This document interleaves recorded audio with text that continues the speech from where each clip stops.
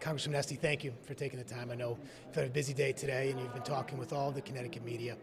The first question I would ask, you had last week on Monday, a week ago Monday, you called for a House ethics investigation to find out if you had done anything wrong, if there's any wrongdoing on your part in the investigation.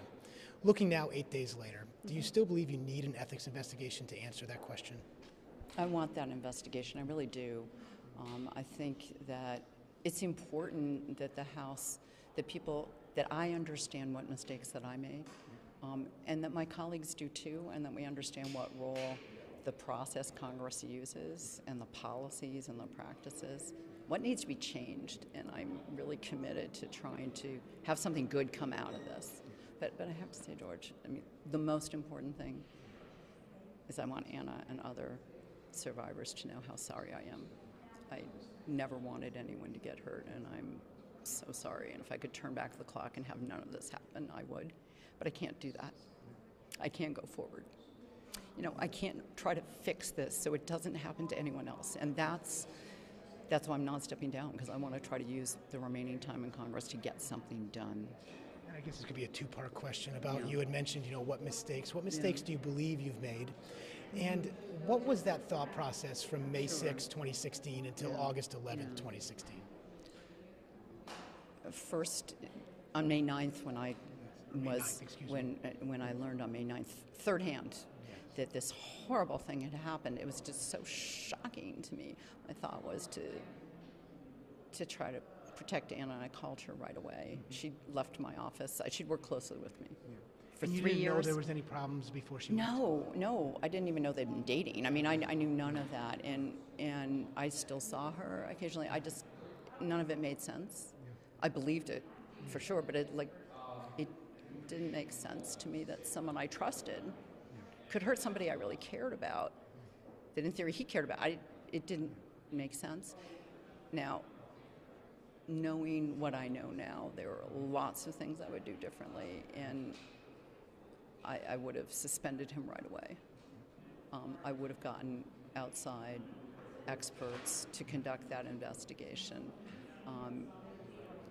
Then it would have happened quickly, and I would have done the same thing I did with the information, which is to say terminate him. That's what I did. I terminated him, but that took too long. I wish I had pushed that to go faster.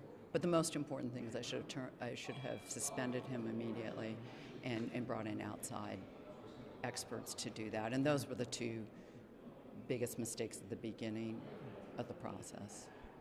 For people having worked here in Washington, D.C., they may not understand how important that chief of staff is to an office. That's your wingman here in the city. And even after you had heard this, you advised him to get help, anger management and alcohol rehabilitation. And then towards the end, his last day was in August 2016, but you still brought him to the convention at the end of July, which in an event like that, he would be right by your side, I would assume, and would be representing you and your office and your district. Knowing what had happened, and you knew the facts at that point, how was it that he ends up at that convention with you? I think it was a whirlwind at that point. That was a mistake to do. Most of the office, both from Connecticut and DC, were going to help in some capacity. Everyone's very excited about the convention, very excited, and my mind was reeling about oh my God, this stuff actually happened in the office when Anna, back when she worked for me, I never knew about it. Nobody told me. So many things going through my mind, but I knew immediately I needed to terminate him. I just couldn't. I wasn't thinking clearly enough to make it happen before. I was on my way out the door, literally, when I got the report. On my way out the door, and I should have. That's another thing that I would have done differently now. That next week, I did tell him I was terminating him. He did go back in the office after July 24th, and I set in motion that termination. But again, all of those pieces too long, and I have ownership for a number of those judgments, and the system does for some of the others too. Looking at where he went from your office, the Sandy Hook Promise, obviously a group that you've been very much tied to and connected to since the tragedy. But that group's made up a lot of victims. Not only of children or adults, or siblings who may have been victimized, but domestic victims. How is it that, knowing what happened, that he's going to work for a group such as that, where he would be working so closely with so many women victims in Ohio and in the campaigns, and who knows from there. I mean, how does he end up in that job afterwards with you knowing what you knew? It was a mistake to give him any assistance to find a new job at all. All I can do, George, is try to explain what was in my mind, Sure, I get that. which was too narrow, right? It was too narrow. But what was in my mind was, and because Anna, I'll say also, is someone I care about, who's the same age as my daughter. She wanted to make her career in Washington, and I'd failed in protecting her when she was in my office. And I wanted to make whatever space, to try to make up for that by making whatever space I could for Washington could be hers without ever seeing him. Yeah. I knew he'd be able to get another job. With 10 years experience in Washington, he didn't need my recommendation for that. He could get it one anyway. I had no power to keep him out of Washington. Could you have kept him out of that job, though? I mean, if you'd explained to them. You know what, I should have. I agreed to take that call, and I never should have. I wanted him out of D.C., and that I accomplished. As best I knew, he was getting treatment and help, and I ensured and I insisted I would not refer for anything in Washington, nor for anything that had supervision, but that wasn't good enough. That wasn't good enough, especially when he called months later and said, I'm talking to them, will you take a call? And I should have said no. I should have said not them. Two issues that I think certainly people in Connecticut and across the nation know you for are certainly gun reform and gun violence prevention issues and women's issues.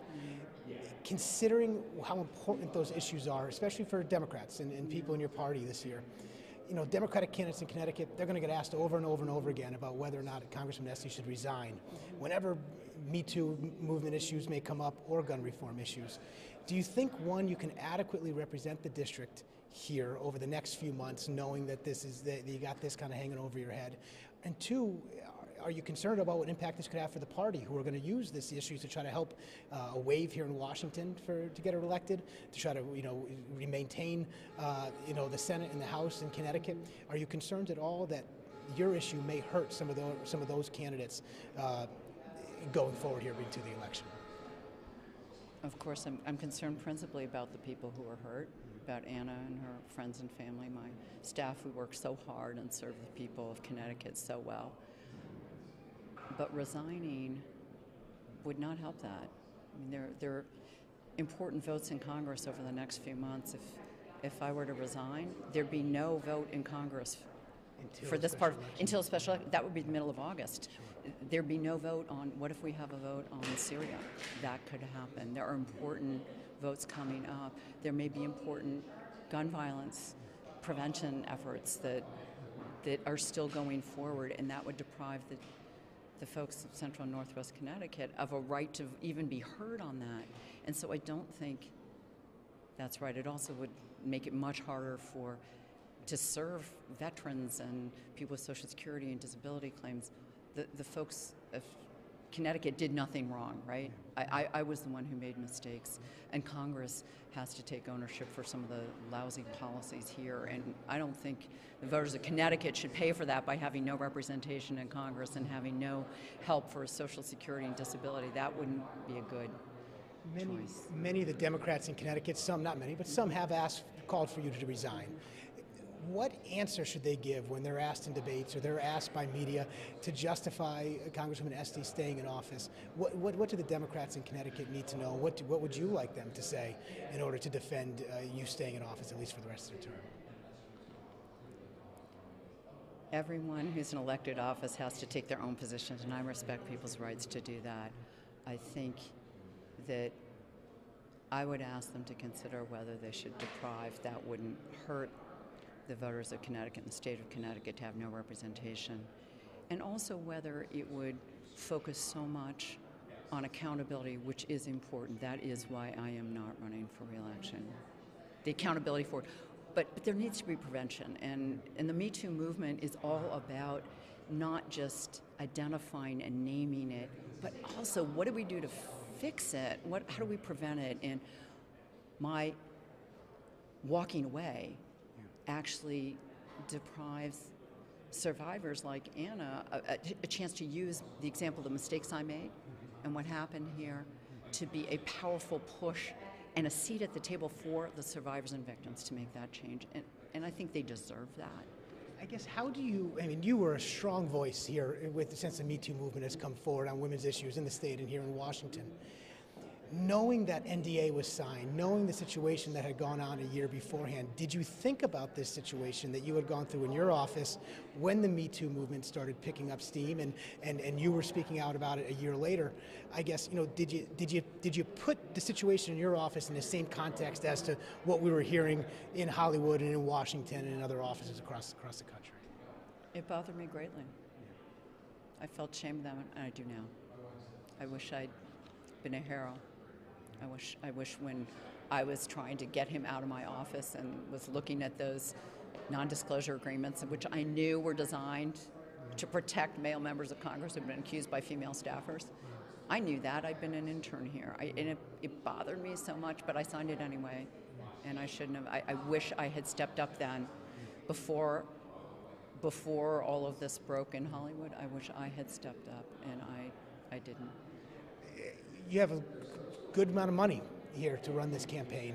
What happens to that now? I mean, you can. I guess, two-part question. Is there any chance that you could change your mind and run again at convention?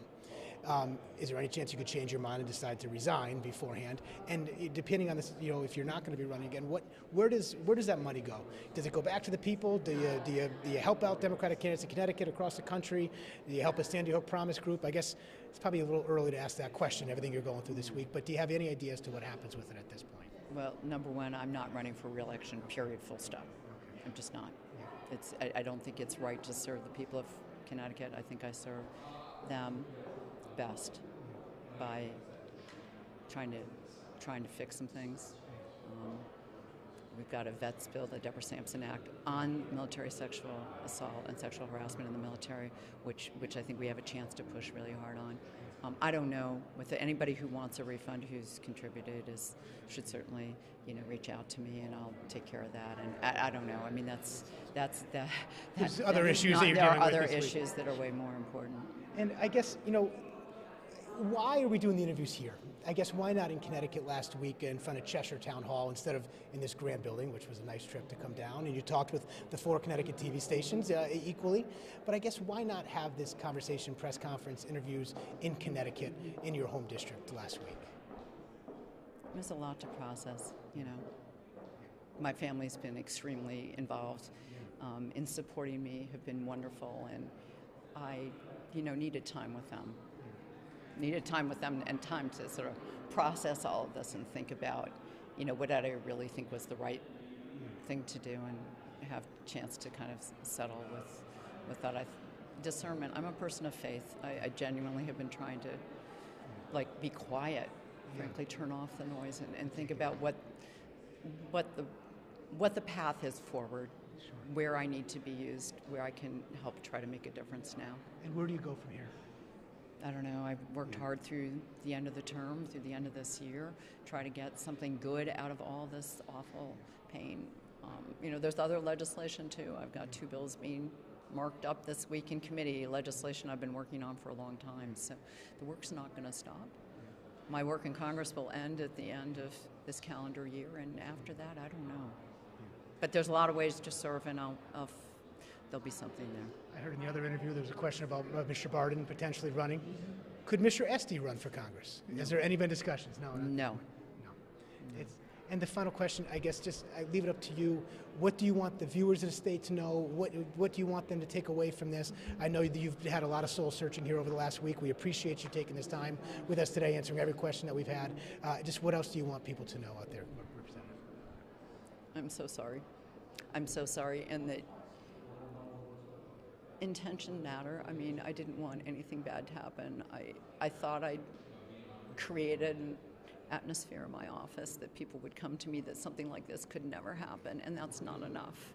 And thinking you've done enough, you probably have. I certainly hadn't. And what I did afterwards to fire him, get him out of D.C., change the procedures in my office, disallow dating in the office, which is part of how this started, which I will not allow anymore, have sexual harassment training for me and my staff. All those steps I took are important, but Congress needs to do a much better job of protecting its staff, and I hope I can do that. And I hope we can bring in the private sector, like employers who've done a really good job, and help us do a better job. And the last thing I would say, please do not take this. Anybody who's thinking about running for office, please know how much you're needed. And you shouldn't think you're perfect. Nobody is. I made big mistakes. But democracy is going to involve flawed people. And I hope this doesn't discourage good people from running. I really hope that. That would make me so sad. And I don't think that would help survivors at all. We need good people who run for the right reasons. Congresswoman, thank you so much. I appreciate you taking